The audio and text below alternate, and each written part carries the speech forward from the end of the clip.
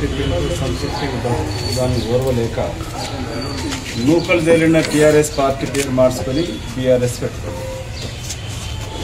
ఈ సన్న బియ్యంతో మా బీఆర్ఎస్ పార్టీ కూడా నూకలు తేలే కాలం.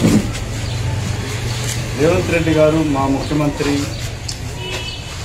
పేదలకి ఇది నా కళ అన్న, నేను ముఖ్యమంత్రిని అవుతే పేదలకి సన్నబియ్యం ఇవ్వాలని అనుకున్నాను. ఎన్ని వందల కోట్లైనా సరే ఇచ్చి తీర్తానని చెప్పి సన్నబియ్య పథకం ప్రారంభించడం జరిగింది. మిస్టర్ హరీష్ రావు గారు, ఇది చూడండి, ఇక్కడెక్కడ నూకలైనా కనబడుతున్నాయా? నూకలు బియ్యం ఎంత ఉండాలో అంతే ఉంటుంది. మీ పార్టీకి నూకలు తెలుపుతాయని చెప్పి సన్నబియ్యం పథకంతో అబద్ధాలు మాట్లాడి ప్లాస్టిక్ బియ్యం ఉంటుంది, నూకలు ఉంటాయని చెప్పని మాట్లాడు. ఏ పేదింటోటికి వెళ్ళి చెప్తారు, నీకు కూడా ఇంత సన్న బియ్యం పెడతారు, సన్నగా ఉన్నావు కదా సన్న బియ్యం తిని సంతోషంగా ఉండు. పేదలకు తీసుకొచ్చిన పథకాన్ని ప్రతిపక్షం ఉన్నప్పుడు బాధ్యతగా ప్రవర్తించాలి, మంచి కార్యం చేస్తే సమర్థించండి.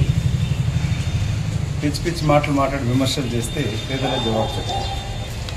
ఇవాళ ఈ సన్నబియ్యం పథకం దగ్గర మేము కాంగ్రెస్ కుటుంబ సభ్యులం వచ్చి పేదవాళ్ళతో పంచుకొని చూపిస్తున్నది.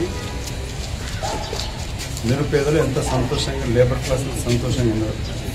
మనకి పేదల ముఖంలో సంతోషం ఉండాలని రాహుల్ గాంధీ సోనియా గాంధీ గారు కోరుతూ పేదలకు సన్నబియ్య పథకం తీసుకొచ్చి ఎంత ఖర్చైనా సరే ఇవాళ